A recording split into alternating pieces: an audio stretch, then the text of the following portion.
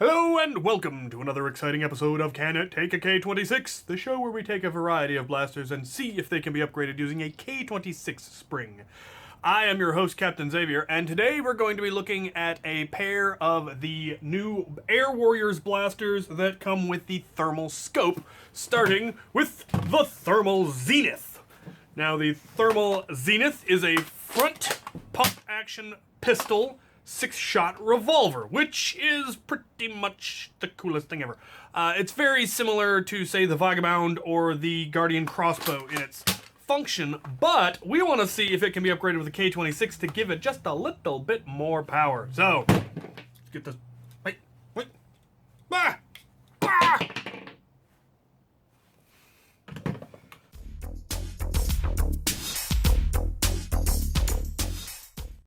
That is an interesting way to go about keeping the design really small. I thought it was very compact, and having the pump down here. This, while I'm not sure how efficient this is, it definitely means that we can put a much heavier spring load in this than we could in, say, the Guardian crossbow or the Vagabond. Both of those suffer from the problem of having the piston up here, the plunger tube system up here, and the priming mechanism down here, and the link between them is always the failure point, where this does not have that shortcoming at all, which is fantastic. Well, fitting K26 in is obviously not going to be an issue. It's got a fairly good-sized plunger tube, given the size of the blaster. Let us cut ourselves off a chunk here.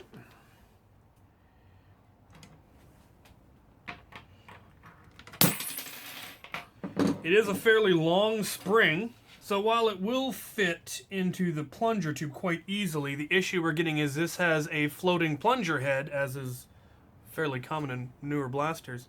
The K26 will not fit inside the back of the plunger head, and in order to get enough compression because of the design, it needs to. And so this is not going to work. What we might be able to do is if we could find a larger spring that'll still fit in the plunger tube. Oh, it's a shame. That would have been a really good one. But is shorter. We might be able to come up with something.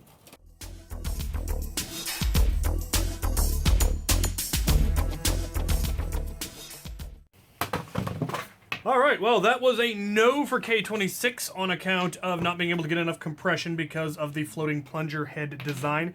But yes to a spring upgrade. I was able to find a spring that fit around the stock one that fit behind the plunger head and was still able to get enough compression. K26 was too thick and too small of a frequency, and so it wouldn't get enough compression. But the upgrade spring I did does work, and it actually seems to have a fair amount of power.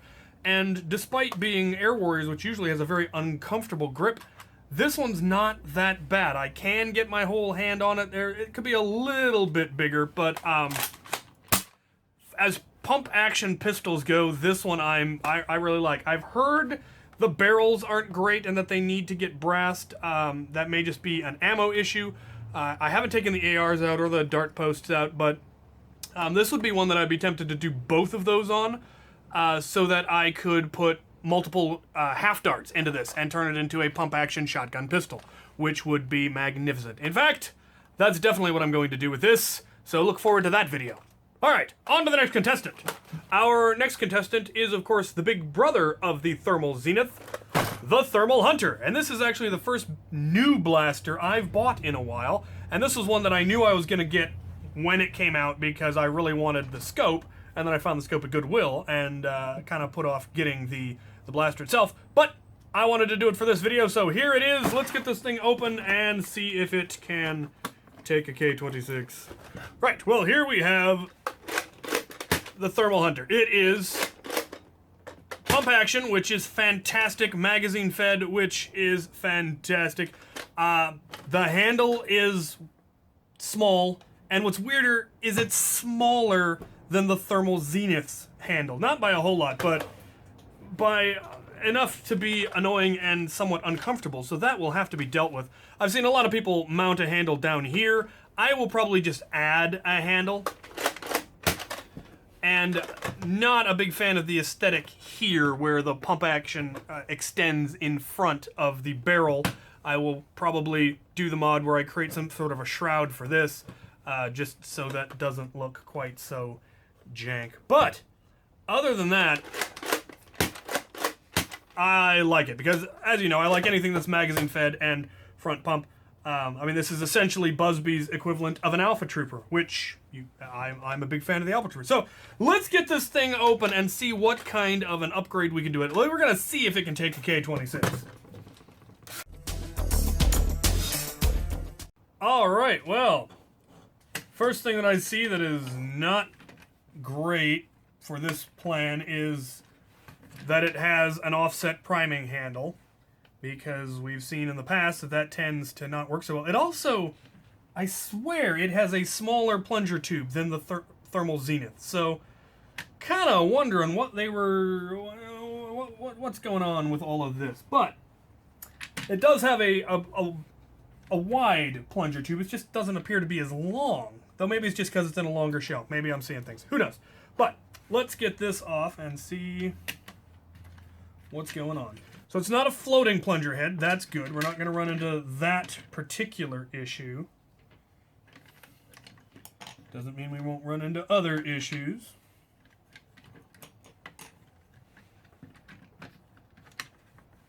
Oh, so the whole plunger assembly comes back, it locks, and then goes... Okay. I getcha. I see what's going on here. Well, we can get enough compression. Whether we'll get enough compression with this priming rod is a whole nother question, but...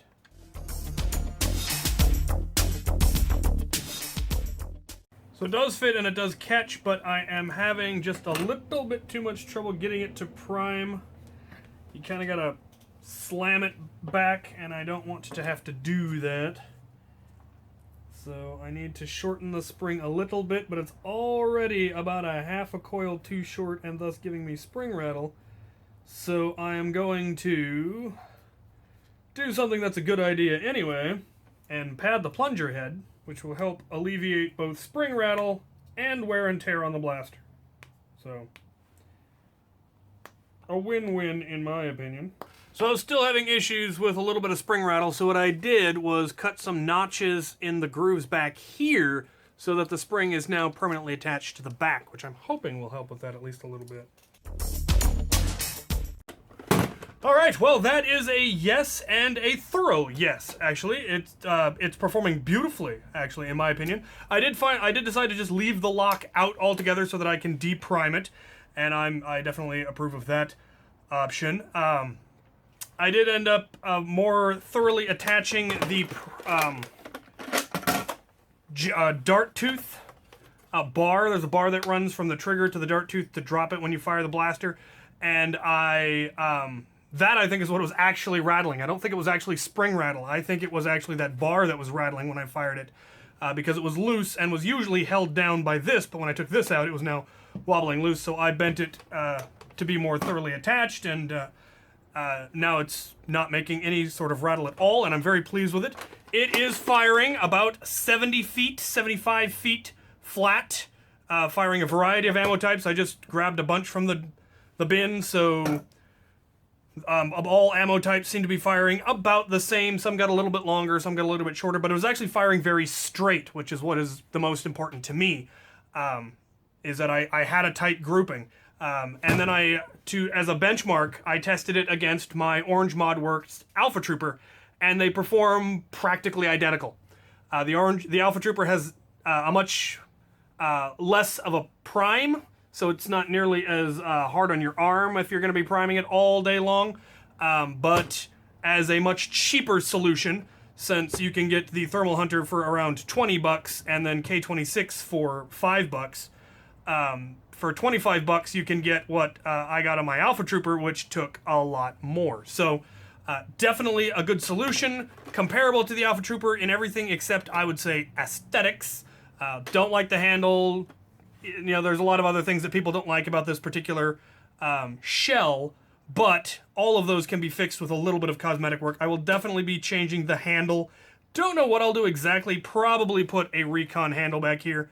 I know a lot of people move them up to here, but I don't want to go that far. I am also definitely going to put a standard Nerf stock mount, which the way they did this, so this comes off and you can easily add a Nerf one, is very considerate of them, and I appreciate that.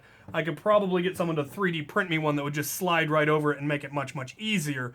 But for now, I will probably just scrap a shell somewhere. I've got lots of dead shells.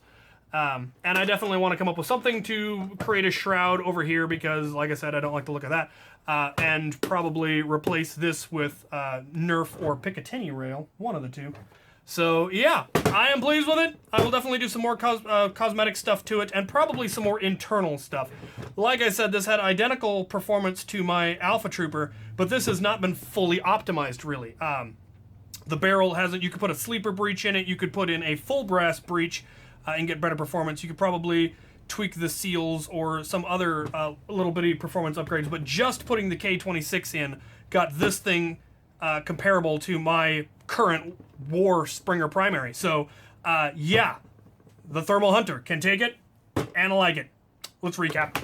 All right, for those of you keeping score at home or who just skipped to the end to see the results, that was a no for the Thermal Zenith, but yes for a spring upgrade, and I do have some fun plans for this one. And that was a yes for the Thermal Hunter, and an emphatic yes. It now performs every bit as good as my Orange Modwork Alpha Trooper, and at a probably less than half the cost. So this is one that I would heartily recommend getting and upgrading because it is basically a pump-action Sentinel, and it is beautiful. So, needs some cosmetic work, but that is easy to deal with. And both of these are going to be getting modded and seen in the future because these are some really nice blasters. So, if you have any questions, comments, concerns, suggestions for what you would like to see in the future, I am starting to run a little low on ideas and blasters, which is why I've been doing 2 at a time instead of 4 at a time like I used to. But if you know of any that you think I should go acquire, I will look into doing so. I have picked up a couple more, so we're good for probably at least the rest of this season. For any who are interested, I will be at Steamposium this weekend in Seattle, and there are going to be Nerf Wars there that I will be helping out with. I'm obviously not going to bring my usual warload out because that is decidedly non-steampunk, but I'm going to be helping out, and that should be a lot of fun. So if you are in the Seattle area and are going to Steamposium, hopefully I will see you at the Nerf Wars. Thank you for watching.